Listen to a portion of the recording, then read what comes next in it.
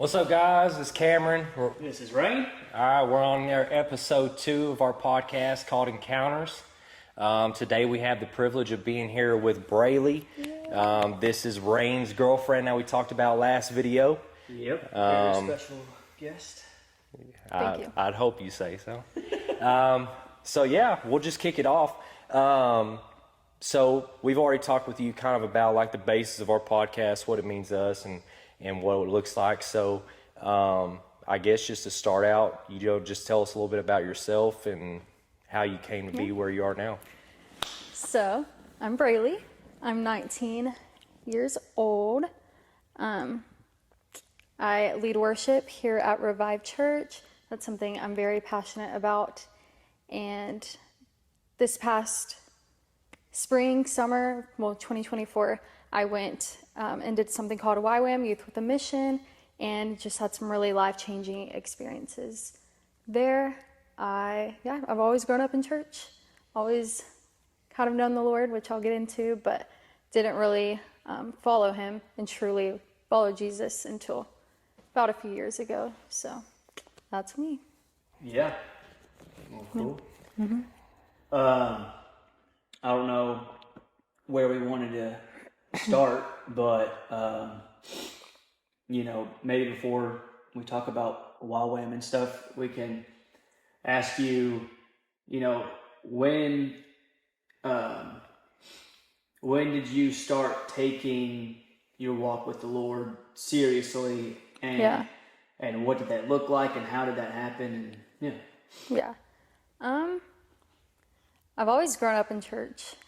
My mom was actually the children's director, so from a young age I was kind of involved in serving, and at like 8 years old, up there on stage doing little hand motions and singing, hearing all the stories.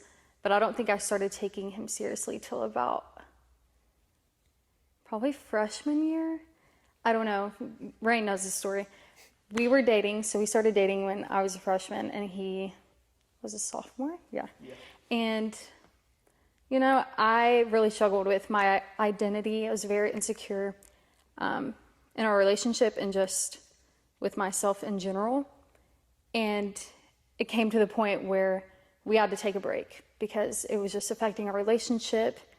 And so during that time apart, it really kicked in, and I truly, I think I hated myself. I thought it was ugly. I hated my personality. I hated pretty much everything about myself. And then about 3 months into our breakup, your dad was speaking at youth group, and he was just talking about how when God takes things away from us, we have to get to a point where instead of praying like, Lord, bring this person back to me, or bring this thing back to me, like your prayer needs to be, God, you know what I want, you know my heart, but let your will be done. Like, I give this up to you. And that's a lot of the time, those are the moments where God will give those things back to you.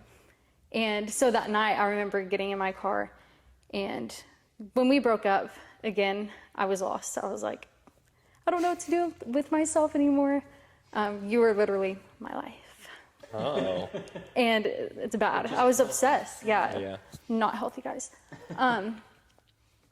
And so I really felt that night like I needed to take my relationship with God seriously before I even worry about being in a relationship. So I prayed that prayer. I was like, God, I love Rain, but if he's not who I'm supposed to be with, then I'll be okay with that.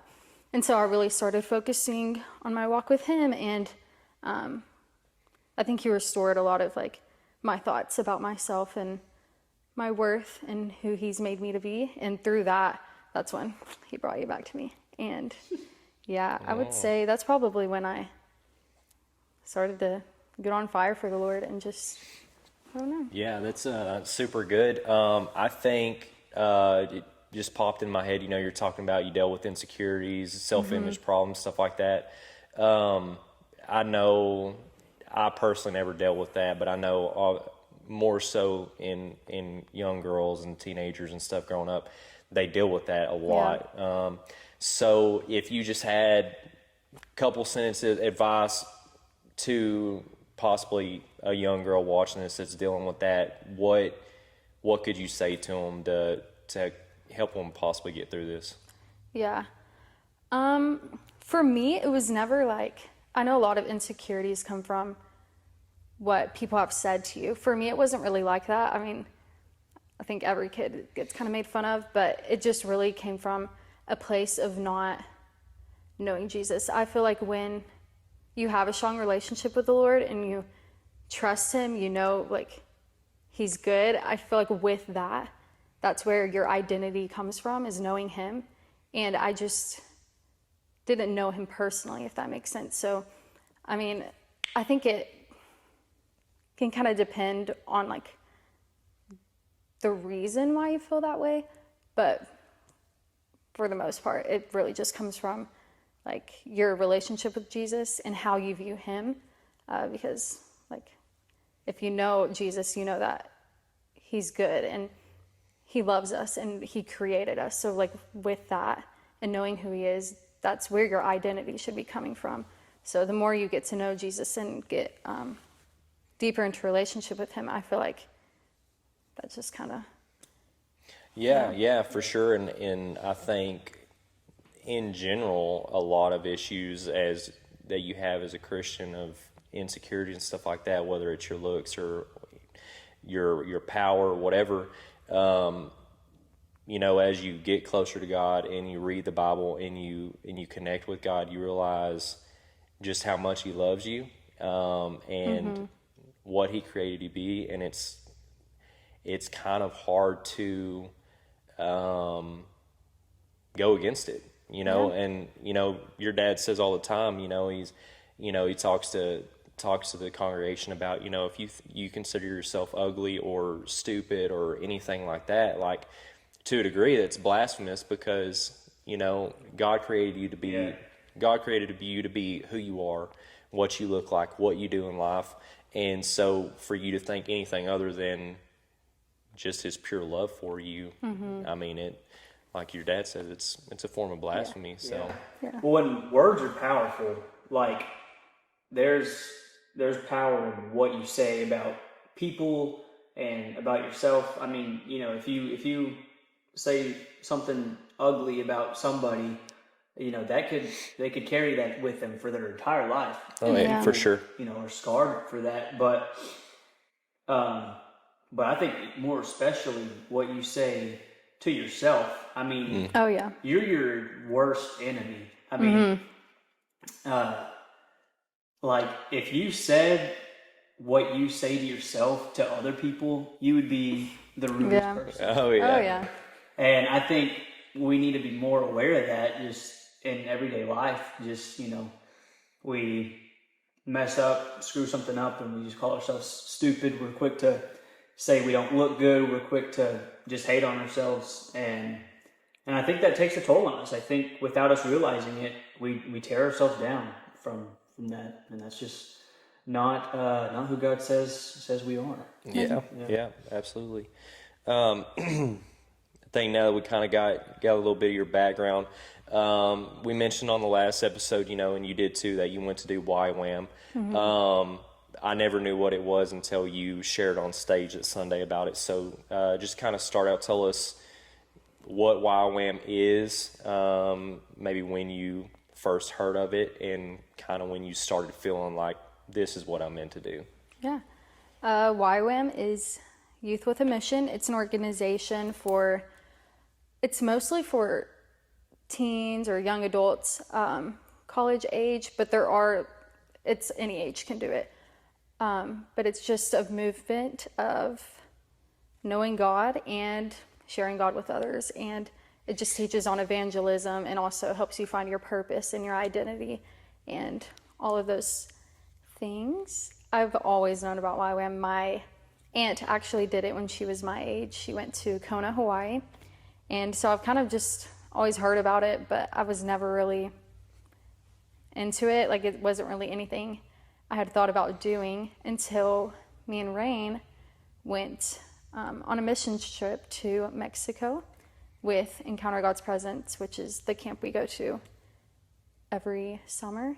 And so we went 2 years in a row. And the second year was when I was like, oh my gosh, like I want to do more of this. So while we were in Mexico, we actually stayed with a YWAM, like near YWAM base, I'm pretty sure. We didn't stay on the base, but we were working with YWAM there. And the second time we went, we were actually doing house visits, and there was a woman, and I don't know exactly what was wrong with her arm, but I just know she was having a lot of pain in her arms. And one of my teammates, she started praying healing over her. And when they were done praying, nothing happened. So she was like, we're going to pray again because we know God can do this and we're trusting that he can do it. And so she prayed again, and the woman ended up like being healed. And I just remember I had to step away into a different room because I was just so overwhelmed by like the woman's joy. And she was just like looking at her arms, and she was so confused at what was going on. And I had to step away, and I was just crying. And I feel like that was the first time I kind of had God's heart for missions. I still didn't know I was like wanting to do YWAM. It was just something like, this is the best feeling ever. And I just fell in love with it. And then that fall, after the missions trip, I was supposed to go to Houston for like a small missions trip. And I ended up getting really sick. And I was just in my room. I was doing college, and I had no idea what I was doing with my life. I didn't know why I was going to college. And I just kept getting YWAM on my heart. And I was like, what in the world? Like, I've known about this organization my whole life, but it's like just never been anything I've thought about doing. And then I started doing a bunch of research, and I talked to my mom and just kept praying and praying on it. And yeah, that week I just felt like I got the go. Like, this is what I'm supposed to be doing. I don't know what it's going to look like, but we're going to jump on in. And so, yeah, I just applied, and then I went. What was your reaction when because from what I remember, it's like 6 months, right?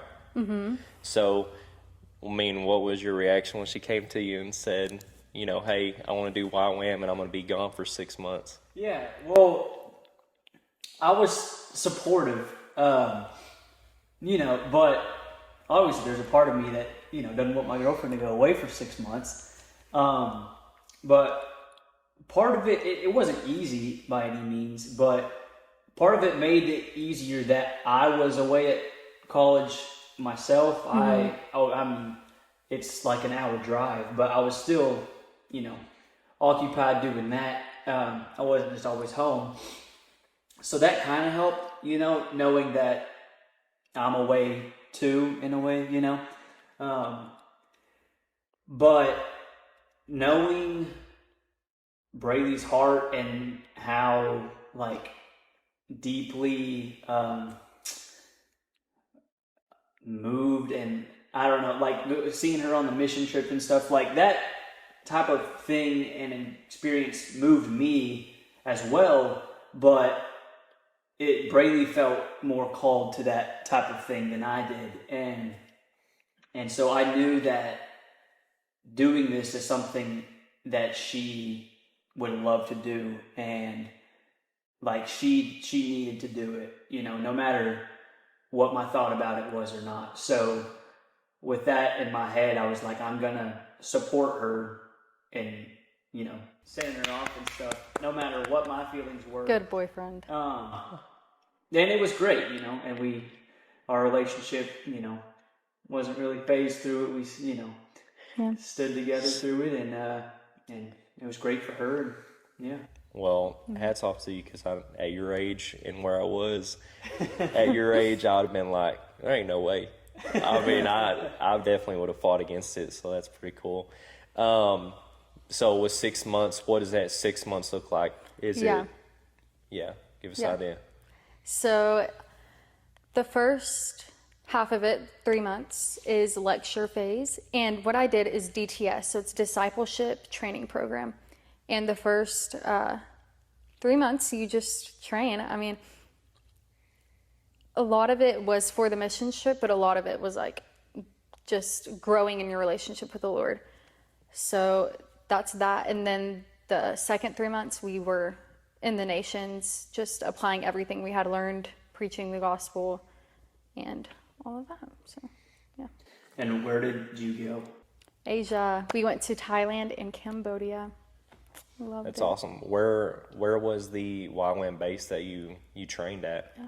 It was in Orlando. I was supposed to go to Colorado, and then like 2 weeks? It was pretty close to. It was a testimony in itself. Yeah. Okay.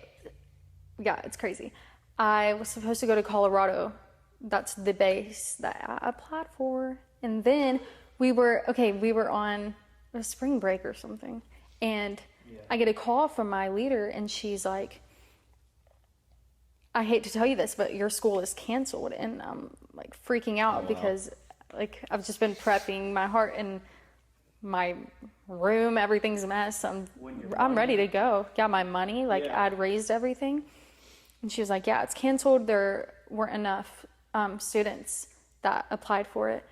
And she had recommended, this is so funny. Sorry, I'm like remembering everything. She recommended Orlando because her little sister went there. And, I prayed about it, and then I talked to his dad about it just to get some guidance. And when we looked into Orlando, there's another thing. Colorado Springs. So when you do a DTS, you get to pick like an elective, kind of like school. Like there's worship. There was like a dance one. I don't think Orlando had that. There's evangelism where you can do that. There's a Bible elective where you can go deeper in the Word. There's a media one to like use media for ministry, all that type of stuff. And being a worship leader, like I was really drawn to the worship class because I wanted to do the songwriting and all that stuff. And Colorado Springs actually didn't have that, so that was kind of like a bummer for me. And then Orlando did, and they had a really good worship program. And so to me, like when I just started thinking about Orlando, it just kind of, everything was just lining up, and it was obvious that God was just redirecting me. And so I knew, 2 weeks before I leave, I'm just going to have to change where I'm going. And it wasn't that deep. What was the question? What were you talking about? No, just where you're at and Orlando. Everything. Well, that's cool. I don't know the specific story. I wanted you to tell it. I remember, there was a story that you actually experienced something pretty cool in Florida that I wanted you to share. And then I guess after that, you can just kind of roll in to tell us about your time in the nations and any cool experiences you had over there. Yeah. The story you're referring to is Friday nights we would have nights of evangelism, and we'd go to downtown Orlando and just minister to people. Well, we had to be done by a specific time, and we were all meeting at the place we were supposed to meet at, getting ready to leave. And my friend came up, and he was like freaking out, asking if we were leaving yet. And my leader was like, no, not yet, but we're about to, just stay here. And he was like, no, I have to go talk to this guy real quick. And my leader was like, well, we're about to leave, let's just stay here. And he was like, no, I really need to go talk to this guy. And I think we all could hear it in his voice that this was God telling him to go speak to this guy. So he ran, and they're like, hurry. But he ran and started talking to the man, and then brought him over to the group. And the man was just weeping, talking about how he was actually planning to commit suicide that night. He had lost his wife. He didn't have a job. He was homeless. And he was just crying and was just telling us, I think he was really shocked at how God was moving through my friend and speaking to him. And just the timing of everything, I think it really shocked him. And I think that I remember we stayed there for another hour and a half after we were supposed to leave, just talking, praying, and speaking scripture over that man. And that was probably the moment where I was I realized like how serious it is to give God your yes and share the gospel with people, because like I can only imagine if we weren't there that night to speak to him, what would have happened. Yeah. And yeah, it was a really beautiful moment, and we were all in tears. And It's giving me goosebumps thinking Yeah. about that. And I mean, honestly, where my mind goes, like hearing that story, is like how many people, maybe not like on a suicidal note, but just in general, like how many people like in our regular day lives, like do we walk past that, like are feeling those same feelings, yeah, and like if we don't take the moment to like speak to people, whether we're in a rush or we're scared or whatever, like how many people like do we see on a daily basis that needs to hear about God that doesn't hear? Yeah. It's kind of scary. Yeah. And it makes me sad too, like Yeah. you know, but I mean that's why we're here. Okay, well that's awesome. Give us I mean, I know you got a bunch of stories about whenever you were in the nation, so just share whatever's on your heart. Yeah. I'll start from the beginning. Like I said, leading worship, love it, or just worship in general. It's always had a special place in my heart. And going into YWAM, you know, there were some cool opportunities. Like I would get to learn songwriting and just, you know, go deeper into worship, and I was really excited about that. But very quickly I realized that worship was I've kind of made worship an idol, and I think going into YWAM, worship was my only calling. Like that's what I truly thought. I thought that I would go into YWAM, you know, grow in my walk with the Lord, but if opportunities came up, like I wouldn't be the one to share the gospel. I wouldn't be the one to speak. Do not give me a mic. I was like, that would always freak me out. I did not like to talk on platforms, preaching the gospel. I'd never done it before. Even in Mexico, I didn't do that. I was just kind of on the sidelines, and when worship came up, I helped out with that. And I truly believed that that's all I could do, and that everyone had different callings, and preaching the gospel just wasn't my calling. So going into YWAM, I'd already decided, like, I'm not going to do that, just worship, you know. And from the very beginning, I realized, like, oh, I'm not going to be leading worship. You know, almost every other Sunday at church, that's what I was doing.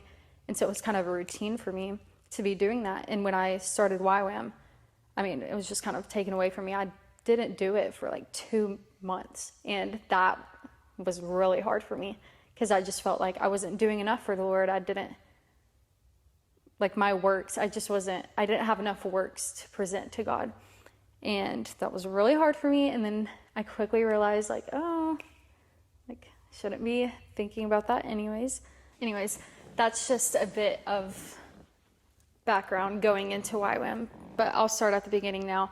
So basically going into YWAM, I had that mindset, you know, I knew I was going to grow, but I didn't really know exactly what was going to happen. But the first week we had hearing God's voice as our topic. So each week we had a lesson that we were learning, a topic, and we'd have a speaker each week teaching on that topic. Well, the first day for hearing God's voice, Grace Hale, my instructor, she told us that before she had even met us, she prayed and asked God what he wanted to speak to us. And she was just practicing hearing God's voice and giving an example to us. And she starts off class reading what God spoke to her. And when she got to me, I was pumped. I was ready. Going into YWAM, you know, I thought me and God were tight. Like, I didn't really need any breakthrough. I just didn't really think there was anything I needed breakthrough from, basically. And yeah, I just knew it was going to be a time of growing in my relationship with the Lord and learning more about who he is. And when she got to me, I was, you know, expectant of a cool prophetic word, like, oh, God's going to use me for this. I thought it was going to be so cool. And when she starts speaking, she basically says that God told her that I am like a rose, and many people are drawn to me and I have an attractive personality, but there were a lot of thorns in my life and a lot of things that were keeping me from full intimacy with the Lord. And when I heard that, I remember, guys, this is bad. I'm so different now. I promise. I was like upset and I was mad. Like, I don't know. I was just thinking like, what? I don't have any thorns. Like, you know, my pride got in the way. I was like, me and Jesus, we're tight. Like, I don't have anything keeping me from him. Like, I'm not living a life of sin. I'm not doing these things. So it's like, what is she talking about? And then just all throughout lecture phase, God just started revealing things over and over, things that were keeping me from full intimacy with him. And I don't know, it was just really cool. It's cool looking back and seeing that first week, what God was speaking and just how it all played out. And even in the moment when I didn't want to hear it, like just seeing it all play out and him revealing things to me each week, they were all things that were keeping me from intimacy with him, and or like ways that I viewed him that were wrong and not biblical. And I think 2 weeks after that, we had, the topic was Father, Heart of God, and it was like teaching on the characteristics of God. And growing up, I didn't really have a father figure in my life. And so when we got to that week, it was really hard for me to view God as a father, and we had to write down like the fatherly characteristics of God. And I didn't know what's right because I'd never thought about that. I'd never been asked that before, and it was really weird.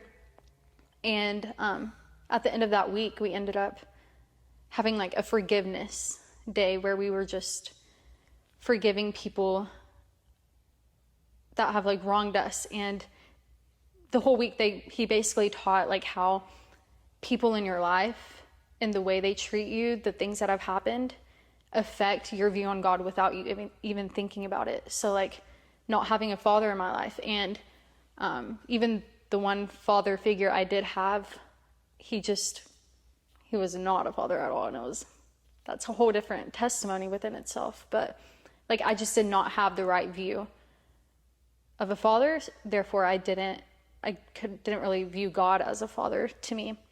And so at the end of that week, I ended up forgiving my biological dad and other men in my life that have misrepresented God to me. And I just remember that was like one of the biggest breakthroughs I'd ever had, because I didn't even realize how much it was affecting my view of God and my walk with the Lord. But it was just really crazy. And from then on, like, God just kept freeing me from things, freeing me from thoughts that I was having. And it's awesome. Yeah, it was really special. But back to the night where we were evangelizing and that happened with that guy. That week, I think it was that week, we had a speaker.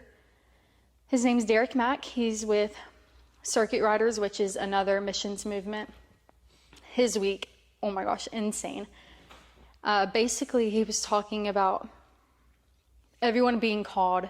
Like in the Bible, it talks about, we're all called to share this good news with people. And like I said, going into YWAM, worship was my only calling. That's all I was good at. Speaking, do not get me to do it. Like, I'm not going to do it. And he basically was just talking about how we're all called to do it and how it says that over and over in the Bible. And how your excuses, like, there aren't any excuses to not doing it. So for me, like, speaking was a huge thing. I just felt like I wasn't good at it. And one of the verses that he brought up, I don't know the verse, but it's about Moses, when God calls Moses to lead the Israelites. And Moses is like, God, I can't lead them. I can't speak. I can't speak well. And God immediately responds and is like, who do you think made your tongue? And I don't know why. I feel like I've read that story before, but I don't know why that like, ooh, because that was me. I'm like, oh my gosh. When I speak, I get really nervous and I like will stutter and I'm like, not doing it. And I felt so convicted. I was like, oh my gosh, I've been making excuses. And it's like God literally made me. He made my mouth. So who am I to tell him like I can't do it? Yeah. And that was the moment I was like, okay, like I don't need to be fearful about this. Like he's going to qualify me. He's going to help me do it. So why, like, how could I not trust him? And from then on, I just got so on fire for like praying over people and speaking and preaching the gospel. And it's still scary, but I mean, you just got to full send it. And yeah, that was the moment where I was like, you know, like with that guy, I mean, if we would have been too afraid or nervous to give God our yes in that moment, like, man, what would have happened? Yeah. And it's just, that happens every day. Mm-hmm. And yeah, that was the moment I started taking that seriously. And I kind of wasn't focusing on worship anymore, but really focusing on like speaking and pouring into people. And one of the things that really stood out to me that I learned through that whole experience is that God wants your obedience more than your gifts. And because that's kind of been my thought, was like, you know, my gift is all I have to give, like singing is all I have. But I'm saying when God had wanted me to speak to other people, wanted me to pray over a stranger, like I would say no. And it's like, God would rather you obey him than, you know, sing on a stage on a Sunday. And I felt really convicted about that and just really started focusing on, you know, what God called us all to do rather than the gift he had given me. So that's kind of lecture phase, just a lot of revelation and a lot of spiritual growth and a lot of thorns being removed. And then we went to Asia. That was amazing. There were a lot of really cool stories from that. I think people ask me what my favorite part of it was. My favorite part of Asia was my quiet times with God, which that's not a lot of people's answers, but I encountered him in really sweet ways. And I got to see a lot of his love for people and even for me in like new ways, which I didn't know, like you could get more of his love, if that makes sense. Like I didn't understand that he always has more love to pour in. And that's another thing I learned is like, you'll never arrive to his love. You'll never arrive in your relationship with God. There's always more to learn. There's always more to grow in. There's always more love that he wants to pour into you. And so like learning to not be okay with complacency and learning to be like one of the things that I keep saying this, but another thing that I learned through that season and that really stood out to me was the moment you get comfortable in your walk with the Lord, like you should be worried. Like you should never be comfortable because you're never going to arrive. Like you should always want more. You should always want to be going deeper and deeper. And so all of outreach, that was literally my quiet time. Like, I want to go deeper. I want to go deeper. Show me more of yourself. Show me more of your love. And it was always so overwhelming. So yeah, there were a lot of cool stories. I'll just share one real quick.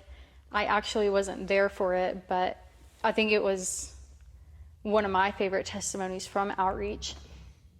And I'm pretty sure it was the first week we were even there. We were in Cambodia, and my friend went to the villages. I was playing with kids and doing children's ministry, but she went to the villages with my leader, Ben, and there was a woman, and she was Christian, which was really rare in Cambodia and Thailand. Like, it's just really rare to be a Christian, and if you are a Christian, like, you still have other gods. You still worship they just added Jesus to their gods, and it was never like, no, Jesus is the one true living God, no one else. But no, this woman, she was Christian and she knew all of these things, and she ran inside and got really excited and brought out a Bible. And they were shocked because even the Christians that are in those nations, it was rare for them to have a Bible. And she came back and was so excited to show them her Bible and told them, I'm not able to read it though, because she had really bad eyesight, like pretty close to being blind. Oh, wow. And so they were like, heck, let's pray over you. And so they started praying. Nothing happened. Kind of like Mexico. So they're like, no, like, we're going to pray again. We know God can do this. And my friend Grace told me that they started praying, God, this is your daughter. Like, she longs to know you. And in order to know you, she has to be able to read your word. She has to be able to read her word. So Lord, like, if you don't show up, like, we trust you, but I mean, God, we really need you to show up. And they just kept praying and praying over her. And then she started to read her Bible. Wow. She just kept on reading.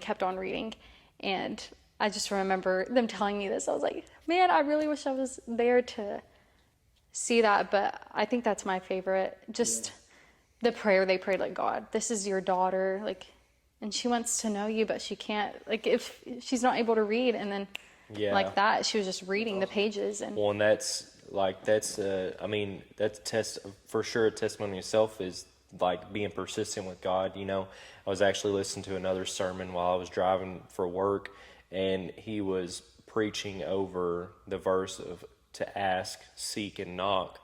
And he said, you know, if you go up to someone's house, you know, do you just tap their door, you know, just one time, you know, just softly? Like, no, you sit there and you hit it 3-4 times and you make it loud because you want to be heard.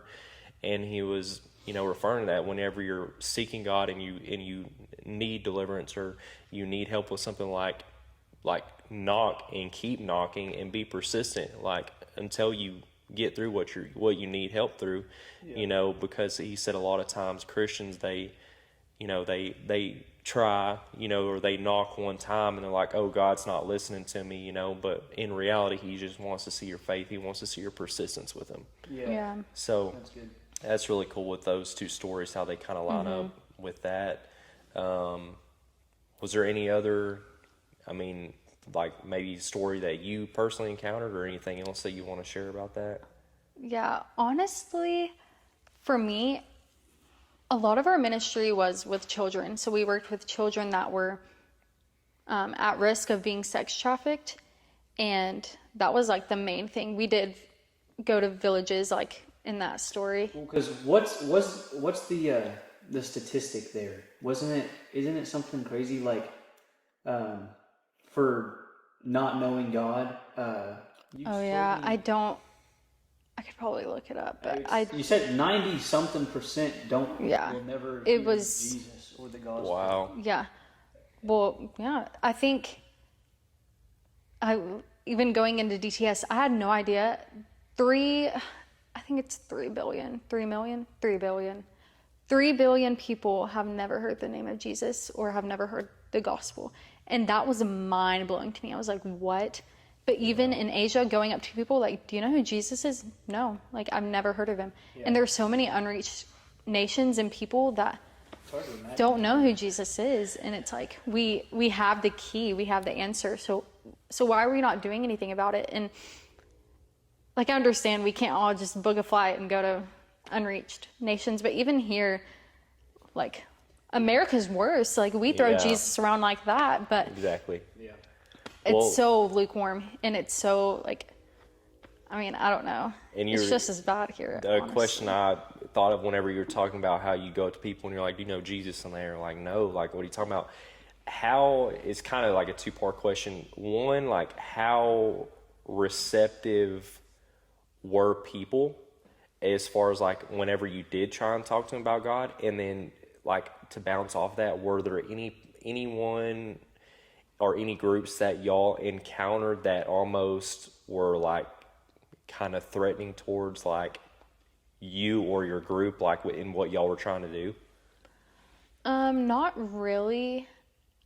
There were a few times where people would get like upset when we would preach the gospel to them, because they would argue that Jesus, like they wanted Jesus in their life, but they wanted to just add him to their other gods. They didn't want him to be the only God in their life. And so there was this one guy, we kind of talked to him back and forth for a minute. He was like my age, and he kept arguing that like why is it so bad for me to add Jesus to my other gods? And we kept going back and forth on that and back and forth, and we were just trying to show him like he is the only God, like this is it. And that was probably the hardest part. I don't think anyone was rude, and I never felt unsafe, like we're gonna get thrown in jail.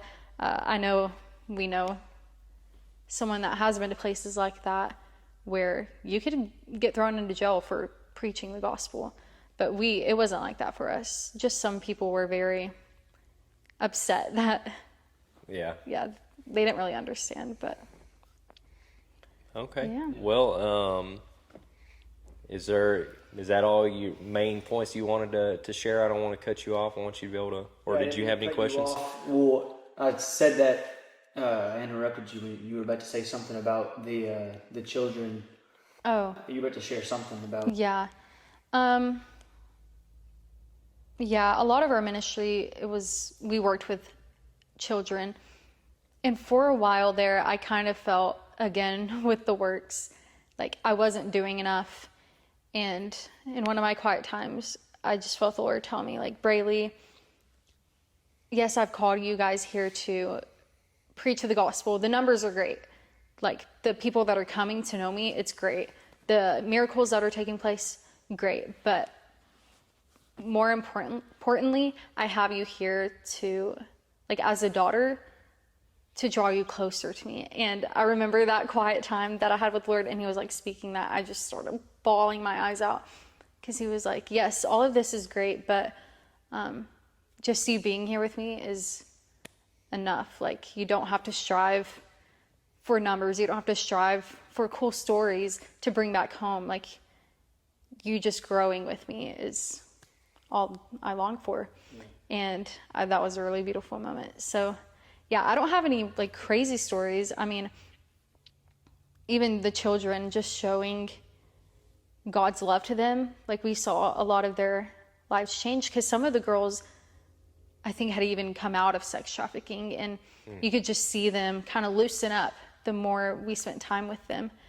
So that was beautiful to see. And I think even through me, God really gave me a heart for people in general, through friendships and with strangers. I mean, there were a lot of moments where I would just see people, and like I don't know how to explain it, but it was just so overwhelming. And I knew, like, this is only a glimpse of what God feels for them. And that's something that I really took away from the outreach part of it, was just God's love for his people. And I think even now, like, I'll just see people, I'm like, oh, like, yeah. I can't even imagine how much God feels for you if this is what I'm feeling. Yeah, and I was going to say, because I think I really got, like, I feel like what you're saying is I got my first glimpse of that at camp this last summer. I never had experience in this way, but I remember one night I caught myself, and I just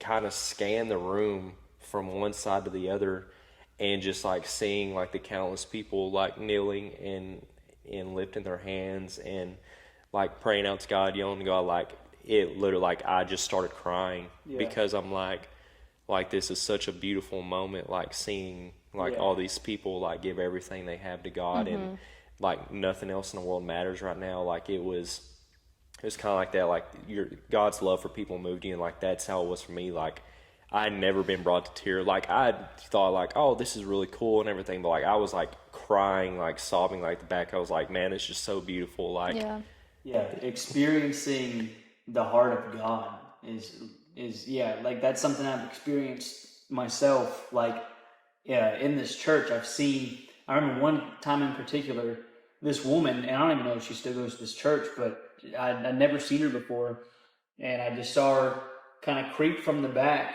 come up to the altar during worship, and put her arms up, and it looked like she was having some sort of breakthrough. And then, I'd never met her, I didn't know who she was at all, but I just saw that God saw what she just did. Yeah. She was bold and went up forward to worship the Lord, and I just started crying and getting teary-eyed, because that's God's daughter. That's I felt the love that God had for that person, and that's something that I want to have more of. I want to have more of God's heart and see people and things the way God does, because really it makes you look at people different and treat people different. That prayer break my heart for what breaks yours, good and bad. This last year at camp, every day, that was my prayer. That's all. I didn't, even if I didn't experience anything for myself, I wanted to see people see situation. I wanted to see how God sees it, and I think that's why I had that experience that night, because that's all I've been praying. God, break my heart for what breaks yours. And I think in that moment that did break his heart in a great way, because it's his children turning back to him. Yeah. And so that's awesome, man. I'm really happy that you got to experience that. I don't know if I'd ever do that myself, but I love hearing stories from people that do that. I think it's an awesome calling people have on their lives. But unless you either have any comments, I guess that one of the coolest things she did that she didn't share was she rode an elephant. Yeah. That's rode an elephant. Sweet. Actually, that was my favorite part. Yeah, riding the elephant. Oh, and on the elephant, I think you know this. I had a little fanny pack. I took the fanny pack off mid-elephant ride. I don't know. I think I was putting chapstick on or something. I dropped it off the elephant, and my passport was in it. Oh my gosh. And elephants are tall, guys. They're so big.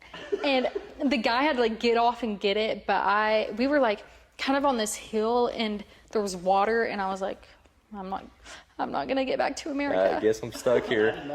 Oh yeah, That's I have funny. a lot of crazy stories from outreach. They're not important, but lots of sickness and times of bonding. Let's just say that with my team. There are a lot of crazy stories, but maybe next time. That's funny. Well, who knows? I'm sure we'll have him on again. I guess that about wraps it up. We appreciate everyone that's listening. We hope that Brealee's testimonies blessed you guys. And like last episode, we'll close out with a prayer. Yeah, I can close it this time. If we want. Go for it. All right. Thank you, Lord. I thank you for this day and for this time that we have together with this podcast and with friends, and just this time that we get to share stories and testimonies and bring us closer to you. And I just thank you for this. And Lord, I pray over everyone watching this. I pray that the hearts watching this would get something out of this and would receive your word and receive your whatever testimony that came forth from this, that they can apply to their life. And I just thank you for this time, and in your name I pray. Amen. Amen. Amen. Peace out, guys. Thanks for watching.